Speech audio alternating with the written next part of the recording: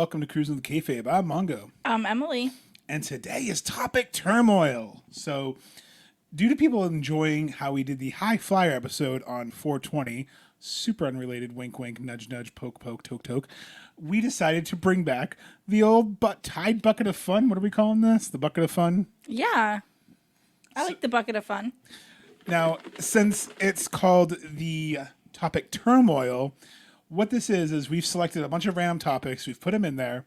We're going to draw from the Bucket of Fun, and then we're going to have about 3 minutes on each topic to just kind of talk about, as Cody would say, what do you want to talk about? So I know Emily has some interesting ones there, but she won't share them with you because she's being selfish. I just thought it was a good one.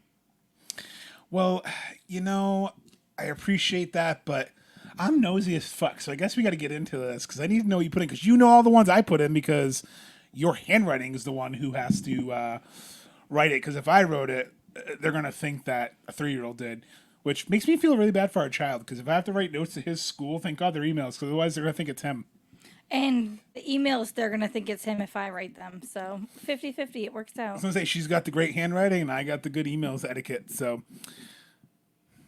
I mean, I think that before I yap myself into a corner, get it? We're going to go ahead and pick the first topic out of the bowl of fun. So what is the first topic we got, Emily? Best rivalries. Ooh, I feel like this could be a whole episode. Personally, Kane and Undertaker, hands down, best rivalry. Brett and Shawn Michaels, but that was like real heat, so I don't know. So I'm going to ask you then, what makes that Kane and Undertaker best rivalry to you? The story. I mean, it starts as brothers, ends in complete chaos, and then eventually they find each other through time. And I think that it really created such a great, powerful story that it's even talked about now in wrestling, even though like that was 10, 15 years ago, probably. I mean, yeah, it's one of those biblical, no pun intended, stories. It's Cain and Abel. It's Undertaker burned his brother and parents and killed them in the funeral home, but Kane survived, and oh yes, Undertaker, he lives. So, Paul Bearer comes out and says Kane's alive. We have no idea, and then Bad Blood comes around, we get a debut, and you're right. They had a journey through 2 WrestleManias, multiple feuds, to become the Brothers of Destruction, so that's a good one. But for me, I think best feud, it's gonna sound corny as hell, but I think Stone Cold and The Rock for me is one of my number ones. That was up there when I thought of this. I think the whole aspect of it was who's the best, and it was the WrestleMania trilogy and how each one just got progressively better. But storytelling feud is different. Storytelling feud, there's just so many, but I think I'm with you. I think I got to go Bret Hart and Shawn Michaels. I think just it was bad blood, no pun intended, not Taylor Swift, not the pay-per-view, but you had legitimate beef backstage. You had Bret Hart, shocker, complaining about Shawn Michaels' antics. You had Shawn Michaels being the cocky dipshit, I'm going to go around being the punk. I mean, he's coming out to the ring playing the trumpet, if you get a midriff with 2 hands. Yeah. I mean, we've got a minute left. I want to go current. Ospreay and Kenny Omega is a very awesome current rivalry, in my opinion. I mean, even Ospreay Okada is a good one. Yeah. And they tease that. If they don't deliver Ospreay Okada, Omega Okada, a lot of O's there, Ospreay, Omega, Okada. Hey, triple threat. Let's take it. I was just thinking triple threat. Throw it down. I want this. I mean, it's where the best in the world wrestle, right? So we want to see all the matches we can. And I think for the last 30 seconds, I think you said current. How about Hangman and Kenny? How about their feud after the tag team title split? I don't know. I still remember them winning those titles in front of us. MJF versus Punk. That was a bloody feud. That was a really good one. So I think with the last 15 seconds on there, I think we've named some good feuds, and just obviously got to shout out Eddie Guerrero, Rey Mysterio is also up there for top feuds as well. For real, like that's coming up for me. There's another one in here for that. All right, so 3 minutes is up, so now we're going to go back into the bucket of fun and see what we got. The tension's killing me here. She's unfolding it here. It's a lot of writing. Will The Rock return before, after, or during SummerSlam? I think he's making a SummerSlam re-debut. I think he's going to show up, sell out. I think that they're going to do maybe the SmackDown beforehand, but definitely SmackDown weekend or SummerSlam weekend. So you think The Rock's coming back at SummerSlam? And Yeah. are you saying like over under he comes back SummerSlam? Is that kind of what you're asking? Yeah. Okay. I think after SummerSlam because I feel like it's too soon to bring Like him Survivor back. Series. Yeah, and I think Survivor Series is good because it's one of his anniversaries of his debut. He debuted at Survivor Series, I think 96 or 97. I could be wrong. I could see them like having him come out and do promos to do a, you know how everyone's talking about that Bloodline Survivor Series? Oh, like the Bloodline Civil War? Yeah, I bet they could do that and have him come back for that. But I was almost thinking he comes back and does more of the Seth and Cody issue. So I think he's definitely going to come back and be a thorn in Cody's side. And who knows if Cody's going to be champion that long? Because like how long, what feuds is Roman going to come back? I think that's the question at first. I think Roman comes back before The Rock. I think Roman can come back at SummerSlam because I think right now you're setting up Solo and basically 2/3 of Guerrillas of Destiny in the new Bloodline, and Jacob Fatu is supposedly supposed to be debuting. So you have a brand new Bloodline. So it's kind of like the Wolfpack. You have NWO Black and White, and then you have the Wolfpack Red and Black. It's kind of like the Wolfpack Bloodline. So I think that they actually are going to have to kind of get the ball rolling on these NXT people that just got put up into the main roster before they can bring Roman back, because Roman's going to take a lot of that time away from them because he does cut at least one promo a night. So that's at least 20 to 30 minutes a night of TV time just going to Roman. So I want to make sure that these NXT people do get brought up and showcased, especially where Triple H is supposedly the one running the show. Oh, I love I your hope innocence. that, listen, I'm saying I hope. I hope that they're able to showcase some of these NXT guys and get us a story with them before they shove Roman down our throats again. And I'm a Roman fan. I just want to see Carmelo Hayes come up. Maybe he does some more stuff with MVP. I want to see, like, the girls. You've got a bunch of the girls on Raw that got promoted up. Well, that's a whole different topic in itself about NXT and pushes and call-ups. So That's true. I think you're right on that. I think they need to dedicate some time. But to end the last 30 seconds on this, Rock coming back to Survivor Series to set up Mania 41, I think is the play here, especially being in Vegas. You know The Rock's going to be involved. Yeah. But I think Roman's got to come back too, even if he doesn't wrestle for me, just to address the bloodline, because you can't have a new bloodline without having the tribal chief have some sort of involvement. Yeah, like Daddy's got to come home. That was an awful movie with Will Ferrell, by the way. Mark Wahlberg saved it, though. All right. Next. The tide has turned, and so isn't the buckets. It's Grunk's favorite snack, the Tide Pods. And I'm so glad on the roast, by the way, they brought up the Tide Pod thing, because how many years have I been saying, I got a snack every time I pick up laundry detergent? Every time. All right. You need to take somebody that's in retirement and book them a better match. So someone who's retired? Mm-hmm. How about, like, book their final match, or book a better final match? Or Yeah. All right, right away, Kurt Angle. I think Kurt Angle, WrestleMania 35, you have John Cena be the one to answer the challenge. I think that's obvious. Not Baron Corbin. It did absolutely nothing for Corbin in the long run. It probably made it worse on him. I think he took unnecessary heat. And the biggest slap to the face was John Cena was in the venue. He came out and did the Thugonomics thing.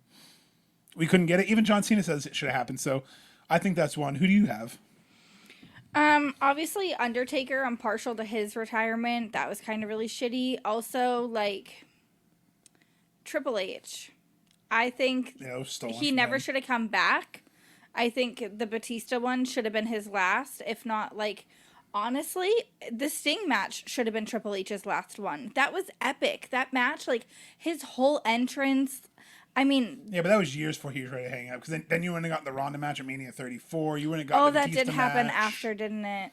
Okay, yeah, I know. Too early. But I get what you're saying. The theatrics of it was definitely Yeah, bigger. like, that was his big shebang. She bangs. She bangs. Oh, baby, because she moves. She moves. Or any others? Or do we want to... Retired. I think Ric Flair should have kept the Shawn Michaels match as his last 100%. one. Shawn Michaels should have kept the Undertaker match as his last one. So those, I think, I would book those in reverse. I think Hulk Hogan. Hulk Hogan really never got a true retirement, like, send-off match. Who do you think should have retired Hogan in general? I don't even know who did. It was a random one-off in TNA. I don't remember what exactly happened. I think Kevin Nash. no. It's NWO hard. reunion. It's with Hogan. There's so many people, but I don't know. I think the NWO turning on him. I think maybe it should have been Austin or The Rock. Should have been his. I think Mania 18 should have been Hogan's with him and The Rock. The passing of the torch match that could have been retirement, and then probably another person who's retired. I think AJ Lee. I think she is someone that I know she was injured, but I can't tell you her last match. I think she should have maybe gone out at Mania, maybe losing the title at Mania or having some sort of big match at Mania. Maybe she'll come back and have it. But I remember more of her tag team division than her singles run, but that's because I watched it during that time. And her singles run was epic. So I think even if her and Saraya had a match at Mania, or her and one of the Bellas had a match, I think that would have been the way to end it. Or Natty. I think someone that just had a good connection with her. But I think AJ Lee, if she can come back, I think she deserves a good retirement match. Or a Rumble spot. Yeah. All right. Let's see who else we got in the bucket of fun. Don't hit the microphone. All right, what we got here? You fold these so little. WWE theme songs, then and now. Like, what do you mean by then and now? How do you feel about them? Well, I know how I feel. I'm going to jump on the Def Rebel hate wagon. I think Def Rebel has a couple.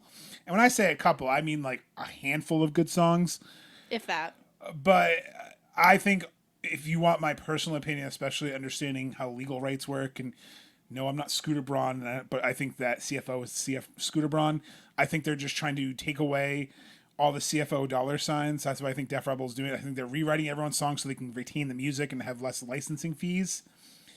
But I think that older music, I think you want to talk 2004 to like 2010, there were some good songs. But it's funny, I saw a meme today that made me think of this. 2010, like all the mid-carders in NXT, like up had some banger, like Bobby Roode. All these people had some banger themes.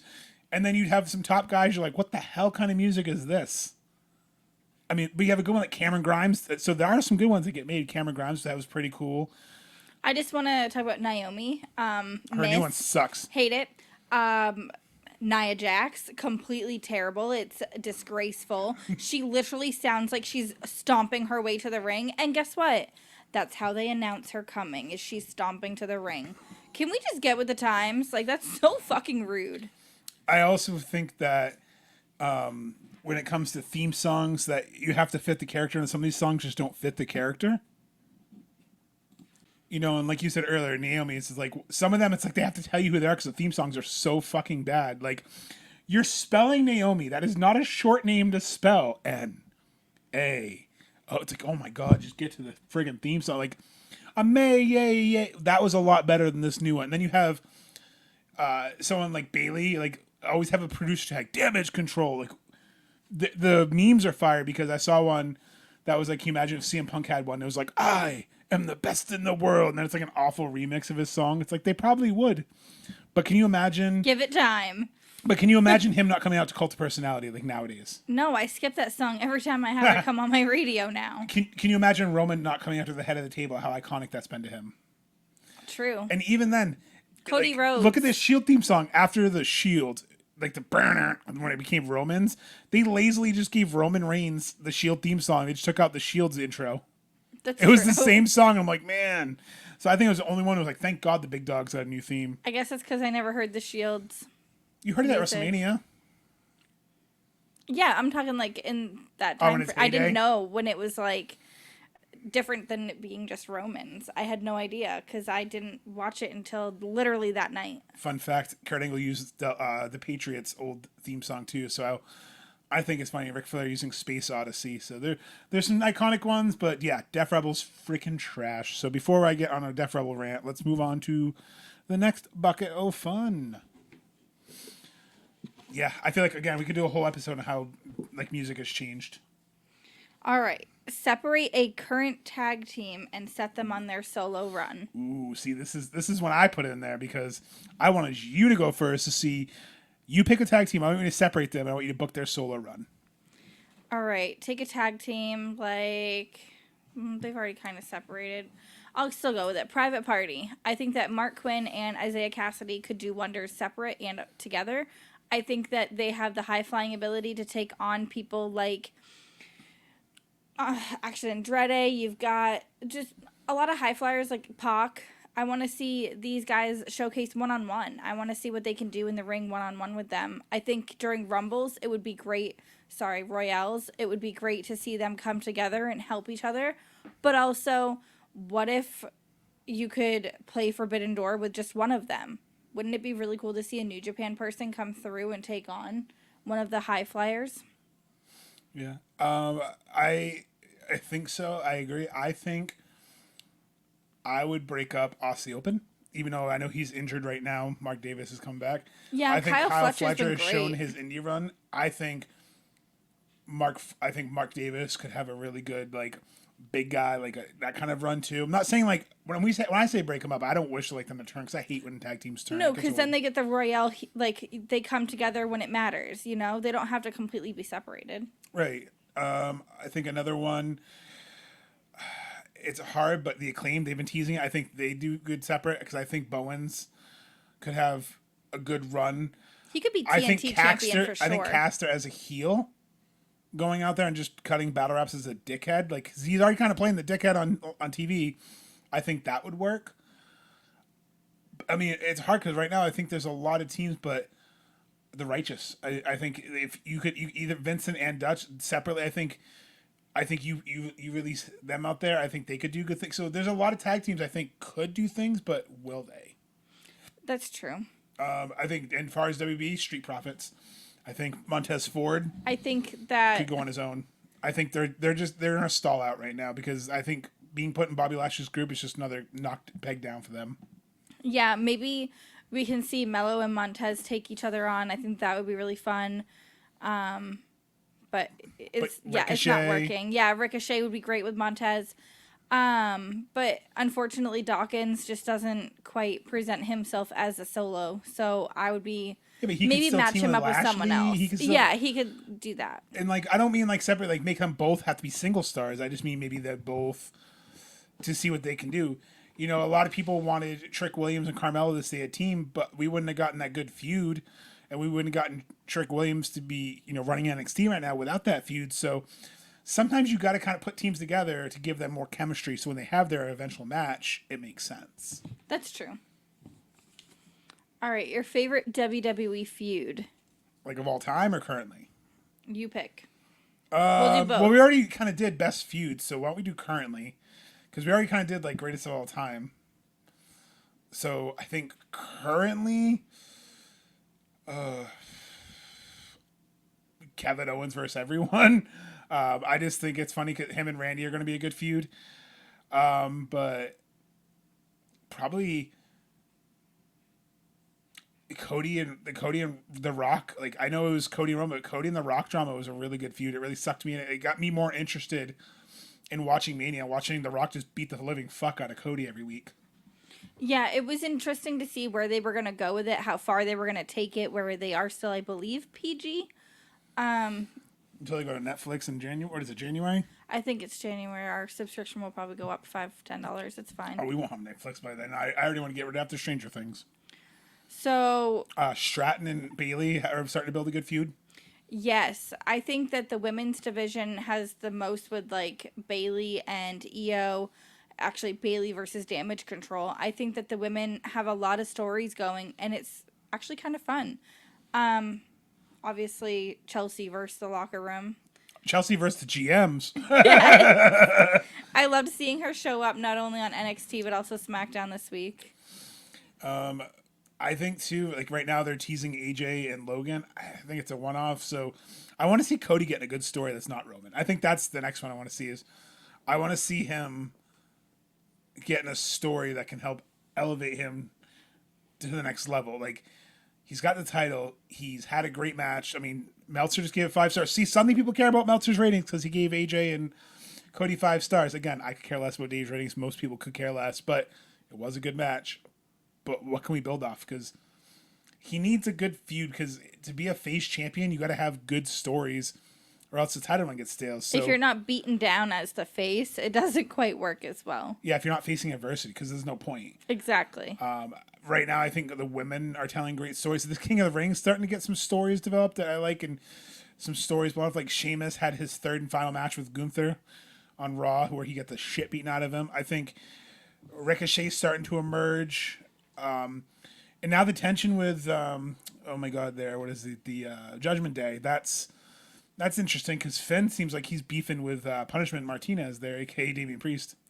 And not only that, but you've got Liv Morgan and Dominic again. Oh, the love triangle. They're keeping her relevant. Like they're keeping Custody Rhea of relevant. Dominic match. They can do another one with Rhea. And That's what everyone's been saying. Listen, I'm here for it. That's still one of my favorite matches. Again, that's coming up. I can't talk about it all the way yet. But yeah, I mean, I think WWE has a lot of good potential for feuds. They got to plant the seeds because right now it's kind of like they're in a little bit of a lull. They're kind of switching stories, but give them credit because their backstage stuff right now is really smart. CM Punk, Drew McIntyre. I can't believe I forgot that one. That's my favorite. Oh my god, feud. yes, no, that one's great. How did we forget that? At the buzzer. All right, what's a funny moment in the ring? Wait, okay, so when I wrote this, I meant like not just in the ring, but I mean like funniest moments. So one of my favorites is the Royal Rumble, and I've talked about this before. R-Truth coming out with a ladder. Yes. Just, Orange Cassidy with the ladder. Sorry. Yeah, no, that's what I'm saying. I like those kind of silly moments, but I think another funny moment. This is a $10,000 jacket when he got orange juice dumped all over him and he wore that stained jacket. I was just gonna say that. Okay, so Jericho being in the ring, and I think it was Ortiz falling. Like swimming in it? Yes. The way he floundered when he fell is still in my head. I went to work the next day with non-wrestling fans. So sorry, farmers. I literally could not stop laughing to the point where I had to show people the clip because I was like, no, this happened last night and I'm not over it. This is so funny. And it was just stuck in my brain on how funny that segment was. And it still is one of my favorite feuds, matches, everything. Jericho, thank you for everything you did with Cassidy through that summer. I also think some other comedy too is probably just Orange Cassidy and Pac when they were wrestling at All Out and he was just rolling around the ring and Pac couldn't catch him. Yes. I think he's brought a lot of comedy back to, and a lot of people don't like Orange Cassidy. I don't really care. I enjoy him. He makes me laugh. No, they can like whoever they want. They can be wrong too. I just enjoy the Sloth style. I enjoy him rolling around doing that stuff. R-Truth and WWE, he's killing it. You have JD McDonough getting hit in the face with Super Bowl rings. That was pretty funny. Okay, that was epic. I could go to work the next day and guests actually knew what I was talking about if I mentioned that. I know, and then I like that he had... TK with the neck brace. People knew that. Just saying. I like that he had the mark, and it reminded me of have you seen Ace Ventura, Pet Detective, when he's trying to figure out...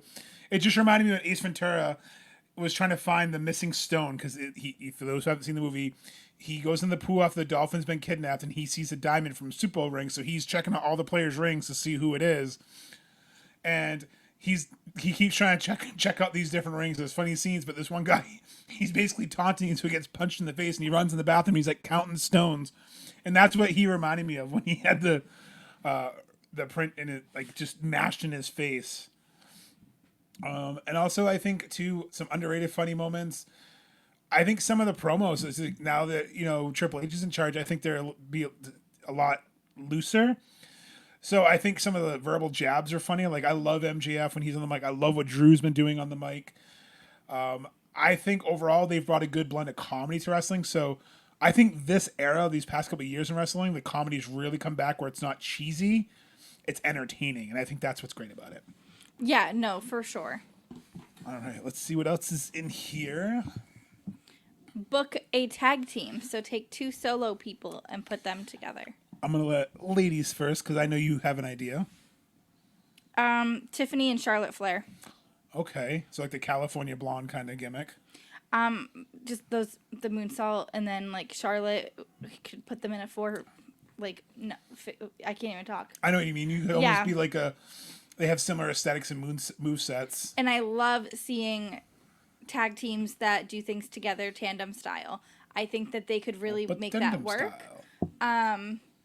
Yeah, that's, I guess, the female side of it. And then male side, Mm, I don't, Of all the wrestlers, of all the wrestlers. Okay, you go one round and then it'll come back to me. all right. So I'll go female first, so you can think of the males.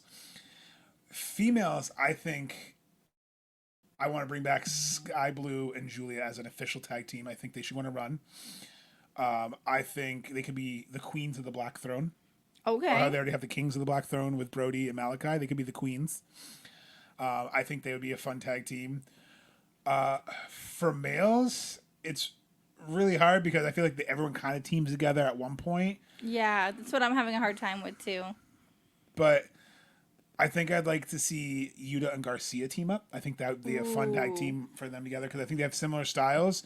And they've done a lot of the indie circuit And together. I know Yuta's got some concussion issues, but I think if he can come back, I think they could have some fun. Like imagine them versus FTR. That'd be a very entertaining and old school kind of match. So what about you? What two men are you thinking of? Well, that sounded awful. Well, what two men am I thinking of? I'm going to make this so much better. Will Hobbs and All right. I'm thinking somebody else like a powerhouse style like Lance Archer. So if you put the two of them That's a lot together, of fucking meat. yeah, and they would dominate. They would just kick their ass. Everybody would die. Everybody would be powerhouse. It would just. I think that the two of them together would be really cool. But also, while I was like thinking of two names, I thought Vikingo mixed with Isaiah Cassidy. I know. Interesting. I know. You're not case, man. You just want to hear that boy moan. Oh my god, I'm doing it again. Wow. Well, so to kind of actually go, how about this? How about if we booked the trios? I would book this the idea Will Hobbs, not Warhorse, Jesus Christ. Yes. Wardlow. So Will Hobbs, Wardlow, and Lance Archer in the Trinity of Terror. Like, can you imagine all three of them together? They could just oh man, pass somebody around. Gorilla press everybody and just throw them back and forth. Back and forth like they were a ball. That would keep just away? be great. Yes. Yes. It could be out of Royale, they could totally pull this off. Okay. I like to say Royale. Like, you're making me think of Pulp Fiction. A Royale with cheese. Instead of a quarter pounder, it's a Royale with cheese. Okay, so no, hear me out, guys. So, what if in a trio, not in a trios, in a Royale, because that's what AEW does. Royale. Battle Royal. Whatever. Royale with cheese. I'm going to keep saying that every time you say Royale. Royale with cheese. So, what if you get, Isaiah Cassidy, because he's loud, and see, she wants to hear him moan. They just toss him around the three of them, and his feet won't touch. They could just keep passing him back and forth, no, you do it, no, you do it, no, you do it, and it would just be hilarious. I think so. All right, on a different note. Hopefully this one's not as So you loud. want to see Sue get hit by a car, and you want to see Isaiah Cassidy moan. She has some strange fan fiction, people. All right, way different route that we're gonna go now. How do you think that New Japan will fare without Jay, Will, and Okada? So I think this is definitely a hard one because they have to focus on a lot of the younger talent. A lot of people have falsely accused AEW of poaching New Japan, but really, the pandemic killed a lot of their revenue. I don't think people understand any type of business from 2020 to 2022. 2 years without money or fans or the money you're used to getting, it's a long time. I think they've just starting to recover. So I think it's losses through attrition. I think they're going to do okay because, they're still running shows here in the U.S. It's popular. I think AEW's partnership's helping them because you can have a Moxley as champion. You can have Jack Perry go over there. And you know who would do good over there right now because he's kind of got some go-away. He sent Sammy Guevara over there for a little while. Let him kind of work with Evil, work with the House of Torture. Let him go over there and work with, Tanahashi. Bring the vlog crew, have all of them come together and have it be something that they vlog. You have Anna Jay. You have Anna Jay who wants to work with Stardom, and Stardom is now more of a partner with New Japan. Why not have TJ? Why don't you have them go as a tag team and Stardom? Go for the tag team titles. Help them get reestablished because that's the great thing about this partnership. Everyone keeps pooping on Tony for this stuff, but look, we have CMLL, we have New Japan, we have Stardom, worked with AAA. We get to see talents from literally all over the world, and New Japan gets the benefit too because they get to bring in people who pretty much before AEW was in existence, unless they were in Ring of Honor, if they weren't in WWE, they were in Persona non grata. They couldn't book them. But now they have more talent they can book. Yeah, I only heard of New Japan because of the Bullet Club, and I only looked into New Japan because of having people from AEW in the first place. So Yeah, I you think really that dove it hard. got, yeah, I did. It brought a lot of new fans to New Japan, and I think that that's what's going to keep them relevant is that we know that they're going to keep turning out talent as well. We know that we can look at them and wonder who's coming out next. You've got people like Ali wrestling, Leo Rush is going to be wrestling. They Yeah, have a lot and their of big partnership with names. TNA is great too because they'll come wrestle in TNA. I'd love to see Josh Alexander go over to Japan. I'd love to see Moose go over there. Like that's what's great about wrestling. That's what's great about New Japan is they're willing to put egos aside. And Forbidden Door, not only because it's on my birthday weekend, touche, it's one of my favorite pay-per-views because I like to learn about wrestlers who maybe I don't get to watch on a regular basis. That's true. That's true. All right, so we'll penalty kill this one since we went a little over on the last one since we only have about 20 seconds left. And we'll go into our next topic of turmoil. Yeah? Oh, pick 3. Men's Money in the Bank 2024. Like pick 3 winners? Mm-hmm. Oh, easy. LA Knight, Carmelo Hayes. LA Knight, Carmelo Hayes, probably a third one. Just to be different, I want to call him Jonah. I can't think. Bronson Reed. I would say Bronson Yeah. Reed, Carmelo Hayes, or LA Knight would be my 3. Montez Ford, send him on that singles run. I would say LA Knight because it would Yeah. make sense. I'm not going to be AJ, not going to be Logan Paul. I think they'll be in the contendership if Logan Paul's still not champion. I can't really think of a third person. You can't. I just said Carmelo Hayes. You're not even gonna say Carmelo. Because I want a different one for the women that I don't think would for the allow women. him. Okay, well, So, women have 3 different ones. ooh, what if it's Braun Breaker? Okay, bro. I would like to see Braun Breaker too. That's definitely a good one. He is teasing team back up with We're not doing women on this. This is just men. just men. Okay, well then Braun Breaker is teaming back up with Corbin again, and they did as the War Dogs. They did have some good chemistry, or I think they were called the Wolf Dogs, whatever they were called. Wolf. They did have some good chemistry, so that would be interesting, especially in the tag team division. But since we still have some time, I think if Carmelo Hayes doesn't win King of the Ring, he needs to win Money in the Bank. Strap the rocket ship to that kid because I think he's gonna shine, and selfishly because we've seen him. LA Knight, I think he deserves it because I mean he's had a hot and start push this year. He really hasn't got the same push this year. Like last year, we went to SmackDown and look how over he was. Okay, this is going to sound so funny. Again, I didn't realize how old Damian Priest was. I feel as though Money in the Bank is somebody that's up and coming that needs something to pull them to the main title shot. Well, that's what they did for him. Yeah, no, but I just again, I think of it as age being doesn't something matter. young. It has nothing to do with age. It has to do with their spot on the card. No, yeah, it's again. I don't know. I'm not the one that doesn't book them. LA Knight, come on. That's what I'm saying. Like that's why I think he would be a good contender because he was over everywhere last year. You couldn't walk around without hearing yeah. And now I kind of feel like he's not getting the same. I don't want to say push because I feel like he's still but he's not getting the same like fire under him. He's not. They're not giving them the same like we trust this kid, man. Another one, just to fuck with everyone. R-Truth. No. Imagine AJ Styles pulls it down. No, that's what I was thinking too. Is AJ Styles, but I just don't. Give him that one last title run before he retires. But does he need? He doesn't need the briefcase. He doesn't need it, but imagine he takes it and he just like beats the hell out of someone. Like say he beats the hell out of Cody with it and then takes the title. There's some fucking diversity for you. I also think that it's going to get cashed in pretty quick. Yeah, none of this holding for a year again. I don't think they're taking it. Whoever gets it, I'm sorry, but yeah, they're not. They haven't done the whole like them losing, so they need some of that. It's been a year. It's been a while. Austin Theory, a year. No, he cashed in for the mid-card title. Oh yeah. All right. What do we got? Who is a wrestler that you just can't get behind? Like someone I'm just like I don't get it. I don't get it.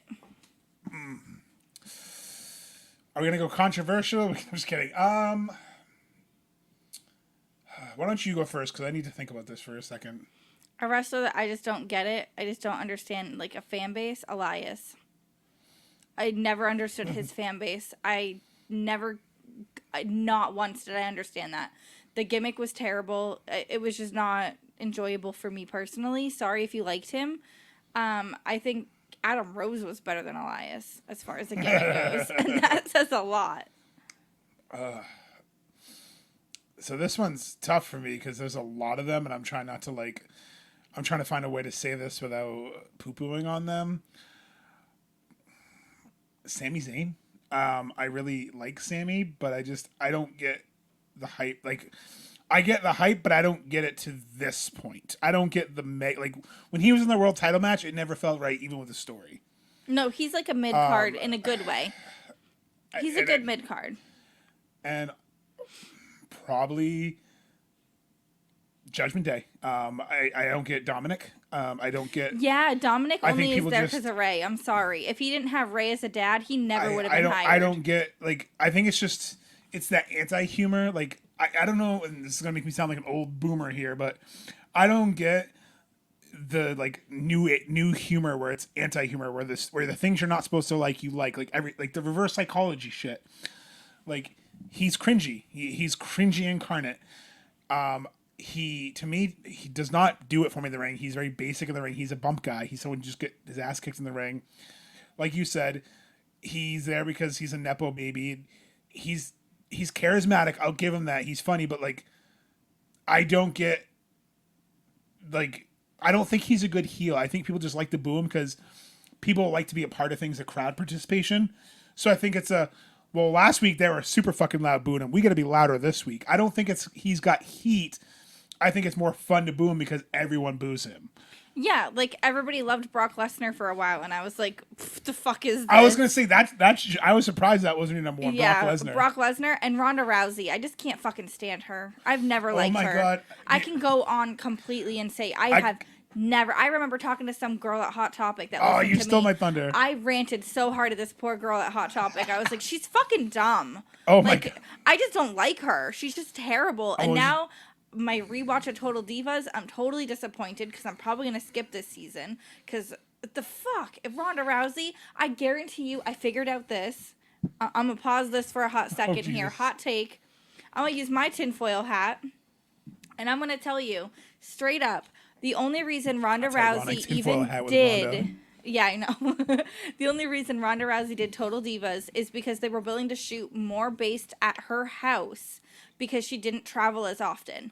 And that is why they had her on Total Divas, was because she promised them airtime and she couldn't fulfill her contract completely. And that's why she was doing that, because she wasn't fully at WWE all the time and she wasn't seeing the tapings like she was supposed to, because they filmed so much shit at her house in the first 3-4 episodes of this season that there's no way that they didn't just take that and just put everybody on her property, because she has a giant farm.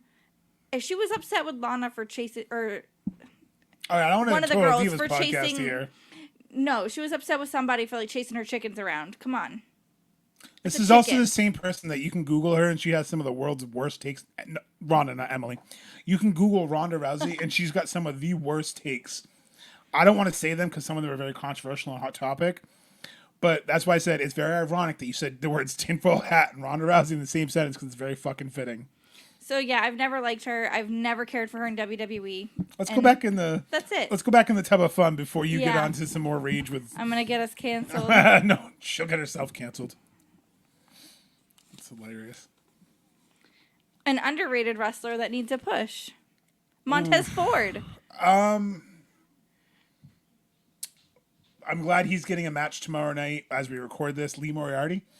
I think Tiger Style. Yes. I think he needs more of a push. Sean Dean, I think, is another underrated one who could. I'm glad that they're starting to kind of get their work. Top Flight. In WWE, there's a lot of wrestlers that I think probably one of the people who should get a little bit more of a push. I'm going to go down to NXT here for a minute, and I think Tony D deserves a main, and Joe Gacy probably should get better main roster pushes, because I think they're both super talented. Tony D is charismatic.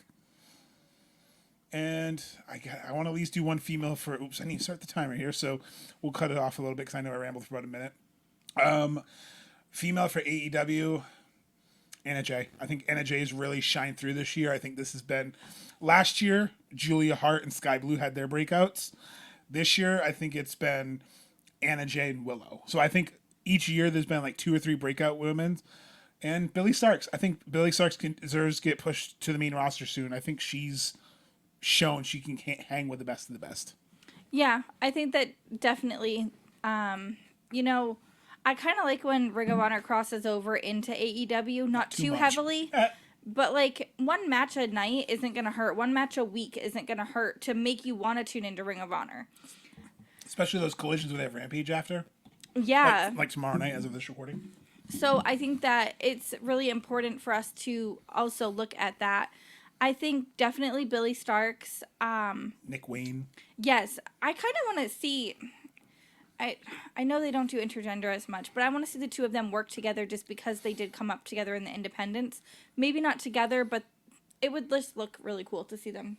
Maybe she joins the patriarchy. Maybe she gets sick of Athena and she joins the patriarchy as his sister. And they can have an intergender match against Adam Copeland and Beth Phoenix. That would be sick. We're still waiting to see Beth come in. Mama Wayne does not need to get in the ring. No. I think she's just coming. I think that'd be a good way to debut her. But no, I think that's the great thing about wrestling too.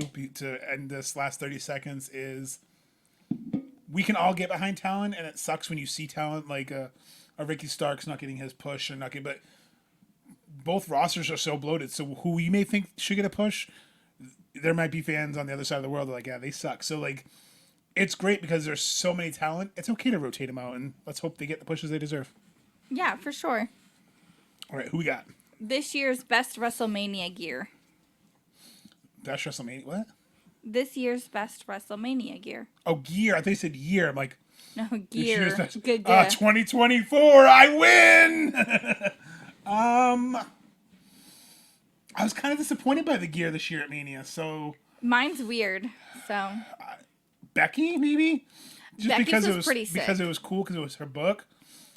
But I think I'm gonna go with Seth. I think Seth because he always has the funnest gear. What part of Seth? Because I have mine is Seth, but it's very specific. I think his entrance portion of it. I don't really know how to describe what the hell that was. Okay. I think that Seth coming out during Cody's match is everything. Shield. I think him coming out in that Shield gear, cherry on top, loved it. End of story. Literally. Yes, literally. And now where are we? I think also too, shout out to Rhea Ripley. She had her whole entrance, and like it was like 2 Rhea Ripleys when they were entering out. Cody's mask I didn't care for, but his robes. Shout out to Sandra. And The Rock's entrance, I think. So that's, I know it's not really gear, but like that cool like burning rock thing. Oh, Jared. I know. Jared. Hopefully we can get Jared on the show sometime so he can explain how that was done if he's allowed to. Like the jewelry, not Subway. Jared. Oh boy. We're definitely going to get canceled now. All right, what we got next in the old bag of fun? We're going to go back a little bit. We're going to go back in time. Should Athena come back to AEW Yes. or should she continue to dominate Ring of Honor? I think Queen Aminata is going to dethrone her. I think she deserves to kind of be now, because I still stand by this. Ring of Honor is AEW's NXT. Oh, yeah. Regardless of people, I can't watch it. Oh, it's hard to see. You used to have to watch NXT on the network. They didn't have a USA deal until like 2019. Before NXT, guess where they pulled people from? The Indies. And Ring of Honor. Exactly. And I think, the way the Ring of Honor is, it's on the Ring of Honor. Essentially, it's on their version of a network. So, yes, you have to watch your weekly television network. But when they do, like you say, have the crossover, look at Athena and Queen Aminata when they had their match. Look at pretty much Athena and everyone. I mean, she's had the third longest reign in Ring of Honor history for a reason. She's elevated that women's belt to the point where they created another women's belt. I think she's helping set up the women's division over there to be able to turn out the future of AEW. So that's why like the NJs are going over there. That's why I think Tay Mello is going to go over there.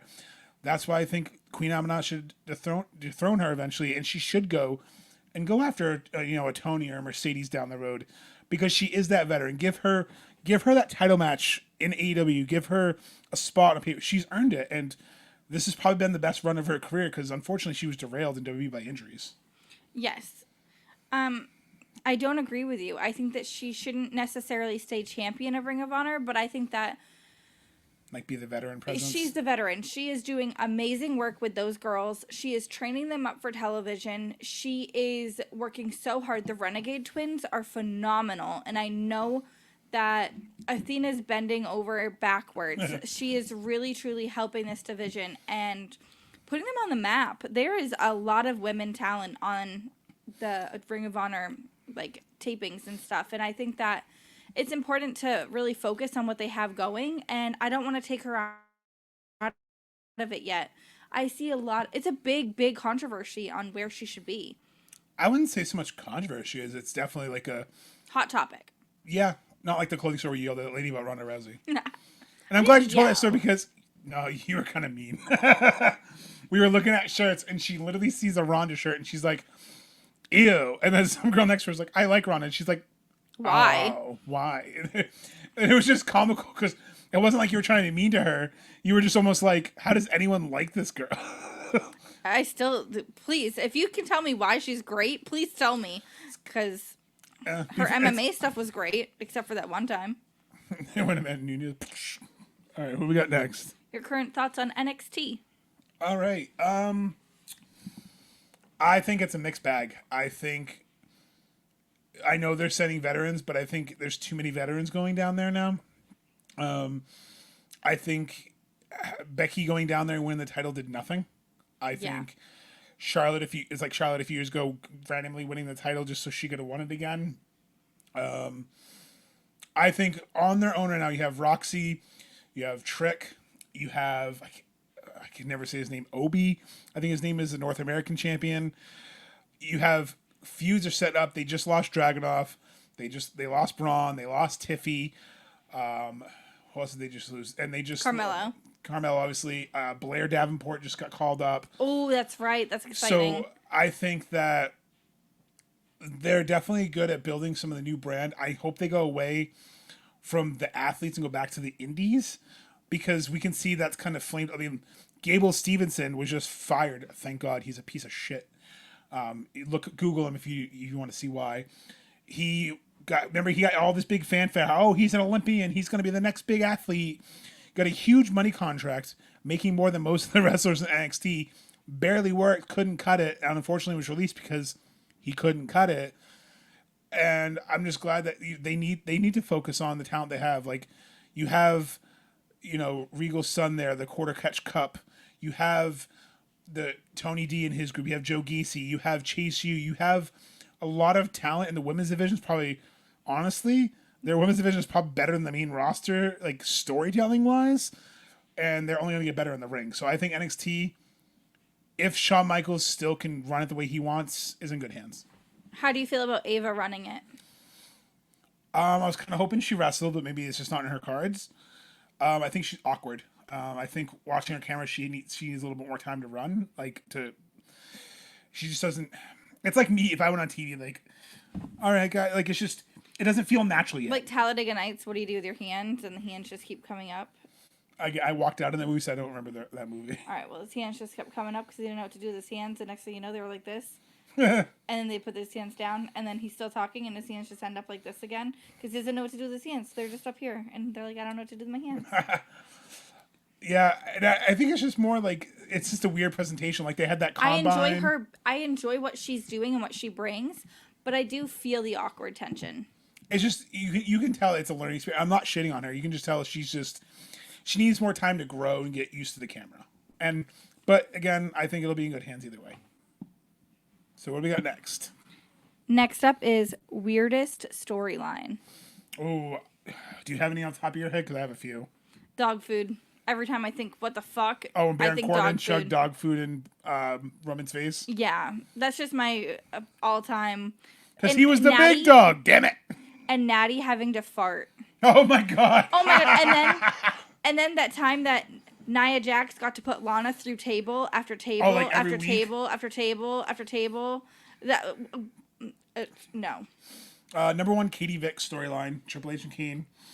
For those who don't know, there was a storyline with Triple H when he was facing Kane, and he said Kane had basically gone on a date, crashed his car, and killed Katie Vick, and basically insinuated that he, how do I say this politely, did things to the body at the funeral home, and he wanted to prove it, so he released footage, and it was just Triple H in a Kane mask having his way with a mannequin in a coffin while the family was gasping. Probably one of the weirdest storylines. That or the dude who brought the gun to TNA to go after Jeff Jarrett. I think probably my two weirdest storylines. Wow, okay. Did not know Well, I've been about watching those. wrestling like twice as long as you, so I've seen some shit. Did not know about those. WCW 2000's full of them. I could do a whole episode in WCW 2000s. I think another weird storyline is just how did they come about in like the 80s and early 90s with like a plumber fighting a demon? I'm just so curious where these stories came from. Maybe I need to Coke. watch it. Lots of Coke. Mushrooms. They obviously weren't Pepsi guys. They were Coke guys. I can't believe I completely forgot about this one. The Nightmare Collective. What the fuck was the Nightmare Collective? Again, huge fan of Brandy. I was excited to see what was going to go on. They What shaved the that girl's head for nothing. Mel got her head shaved for nothing. Twice, I believe. I believe that happened twice in that girl's career. Yeah, and then you have Awesome Kong who's like, I'm in AEW, and then she's gone. The only good thing is at least it brought Luther to company, so now we have one of the greatest butlers ever. That's true. But like, what the actual fuck? The Hardy Family Office is another pretty weird one. Like, Yeah. what the, and then they merged, and like Andrade was part of it, and then Leo Rush came in and was doing. There's been some weird storylines in wrestling, and wrestling for all of its hits has a lot of fucking misses, and I think too, sometimes it's people think this will be funny, this will be great, but it just doesn't translate, or it's not the message of what they're trying to do doesn't get across. But I would say probably anything Attitude Era with the Aggression Era that was booked exclusively by Vince and Bruce Pritchard, there was some weird shit, pal. Let's get off that topic before I get myself canceled talking about old scumbag Vince here. Ooh, best social media account. Ooh, this one's definitely difficult. I think Cardona started it. Yes, for sure. I think he's a pioneer of social media. I mean, he is the internet champion. Woo, woo, woo. You know it. I do know it. Drew McIntyre right now, he's killing it. Yes, I think Chelsea takes a lot from Matt. I think Matt actually really helps a lot of wrestlers with gauging their audience. I think that what Chelsea does is really great with TikTok, Instagram. She's constantly posting.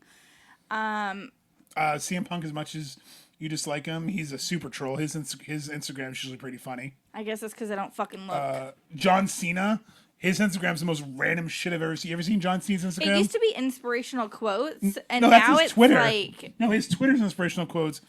His Instagram is just fucking weird.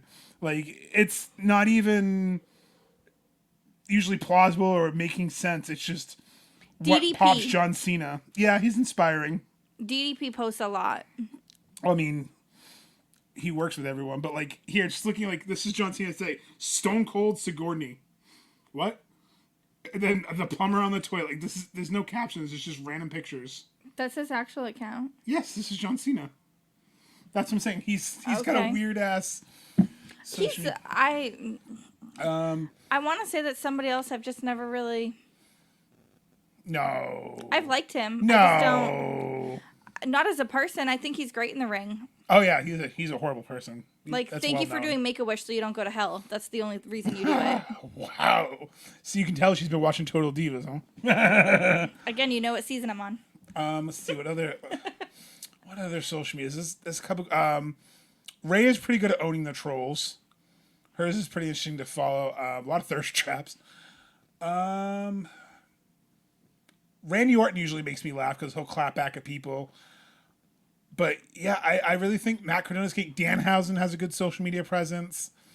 I think the best ones are the ones who promote themselves and also further storylines. I like when they further storylines and they blend reality to MJF's probably one of my number ones when he's active on Twitter. Young Bucks.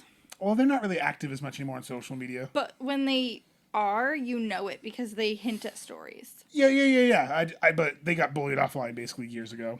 I think they have one Twitter account now that's like, I still think it's Brandon Cutler who runs it. Probably. But They pay him to do something. yeah, when MJF's active, he's absolutely hilarious. I love when he'll throw comments out there. He'll know it gets heat and he'll delete it like an hour later because he knows the damage is done. True. All right, what's next? Favorite weapon used in street fights? Ooh. Because basically outside the ring. Like, Well, yeah, that's what a street fight is. yeah, I know. But I'm saying, like, they had those drums that one time in Apollo's match. No, that was fucking you terrible. You can just take, I'm saying those style matches, okay? Oh, yeah, I know. But anything goes? Why are we bringing up the Nigerian drum match? Okay, I think personally, with General Aziz. I think the steel chair with barbed wire. I think that was really cool. Barbed wire pit. What the fuck was that? Oh, you talking about Kenny and Moxley? Yeah, what the fuck was that? And then the golf cart. Matt Cardona GCW when he had the details full of action figures. That was a pretty good weapon. That was really cool, but the fact that Nick actually wanted to put him through one of those is terrifying. I don't remember who it was in the indie, but someone took a kendo stick and put a bunch of action figures on it and hit someone. That was pretty funny. Legos, we've seen Legos taped to a bat. That's been a good one. Taped to somebody's leg, we've seen. I know the Young Bucks, the thumbtack, the shoe. That was a good one. Oh, that was a really good one. The thumbtack Jordan or the exploding Jordan. That was a good one. I love a kendo. I think kendo stick. I'm always partial to. I love the sound. I almost love the said look. that too because I love exactly the thwap. sound. I mean, it does give me flashbacks. My dad beating my ass when I was a kid, but I definitely love the smack, thwap, bap. It's like a Batman cartoon. All those little pop-ups, like kabow, boom, slap, down to my heart go. That's why I cringe. That makes so much sense now. Oh yeah. No, mommy, don't do it. I'll be a good boy. Down with the sickness. Another good weapon. I think that's underused. Trash can. No, I don't like the trash can.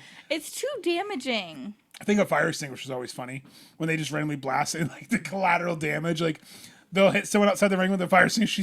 You see the crowd like waving their face because they got the dust of it. Perry Saturn and the mop. That was funny when he took the mop and he put it in someone's face and like rubbed their face. Raven almost ruining WrestleMania with a golf cart by running over the electrical cables. That would have taken the power out to the whole building.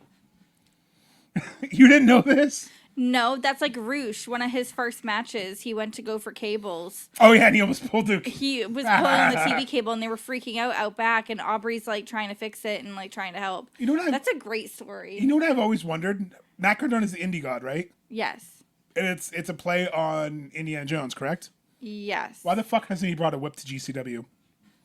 Like, why hasn't he whipped someone? Like, why hasn't he just... That would get used on him.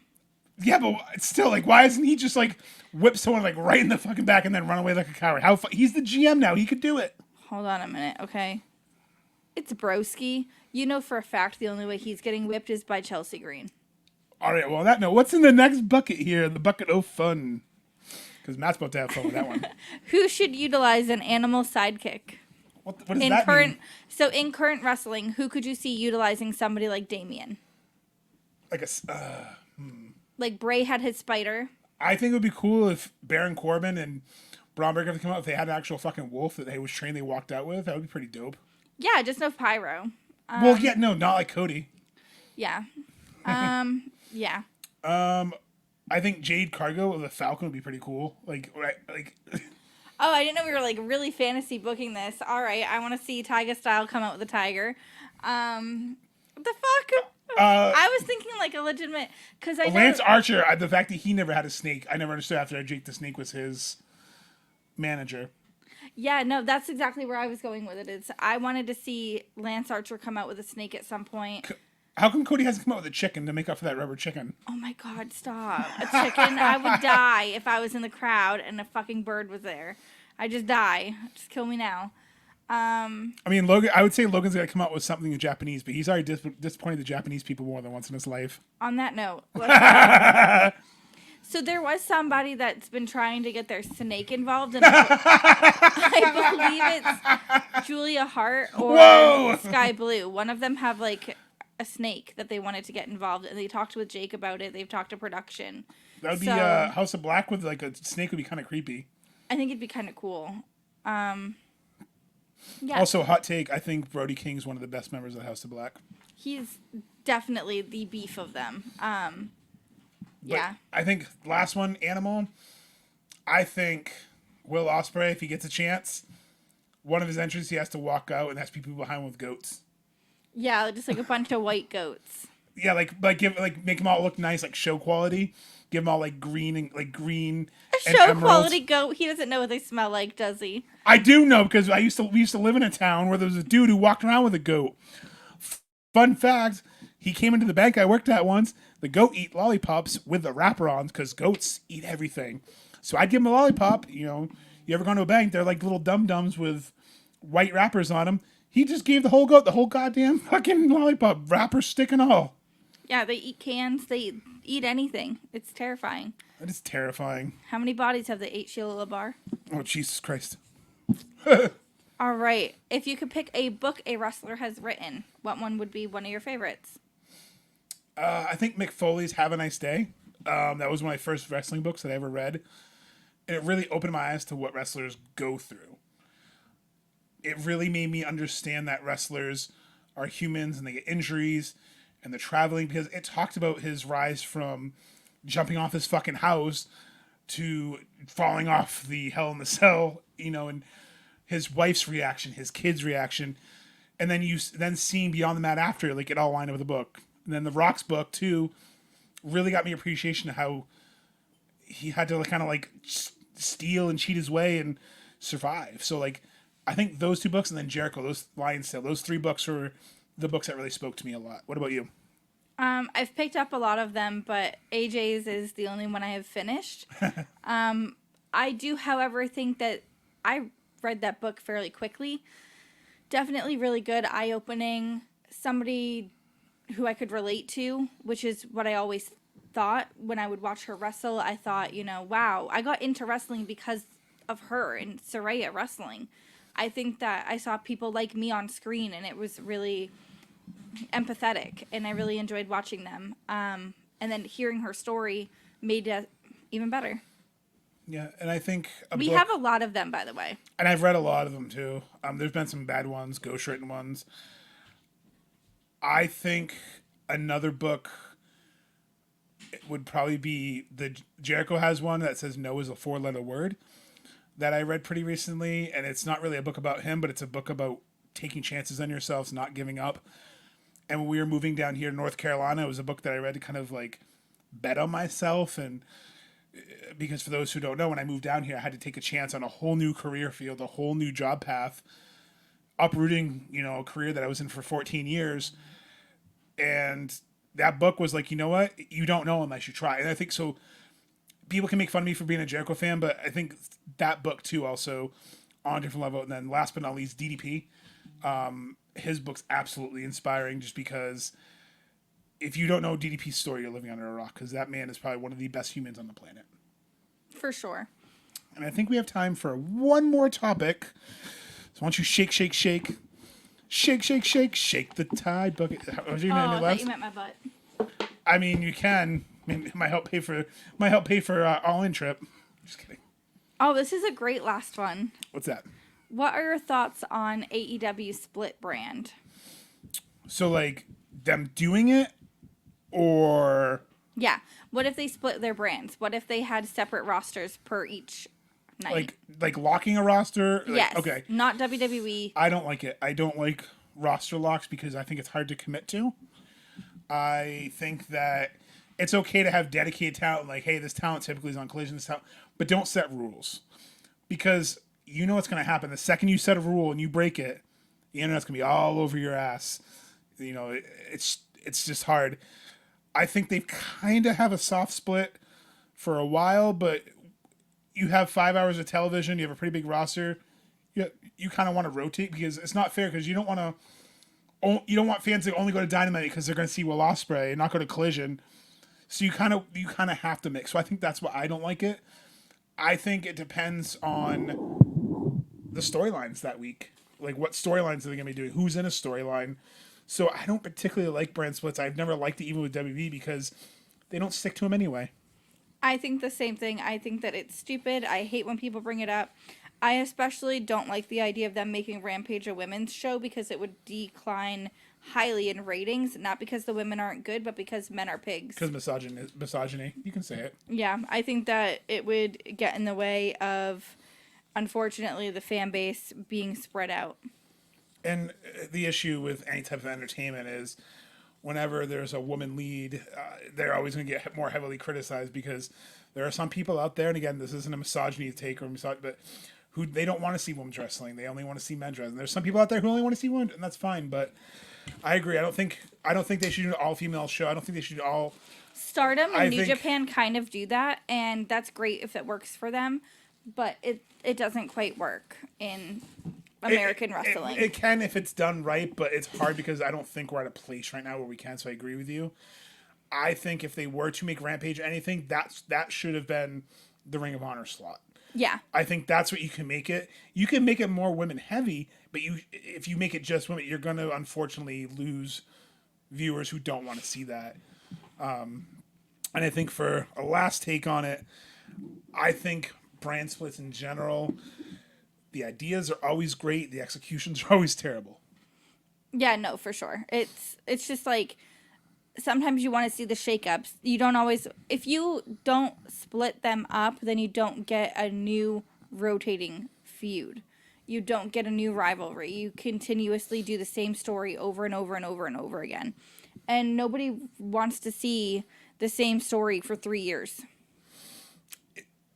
Yeah, I would say unless it's a story that you can evolve and involve multiple people with, it's rare. Like the Bloodline was lucky enough that it had enough change in it to keep it fresh, but there was points in a while where until Sammy came in, nobody wanted it. Until Cody came in, it's if you don't interject fresh things, if you don't, like Jericho has always said, if you don't change things up, people don't. And I think last topic on that, because that's a hot topic.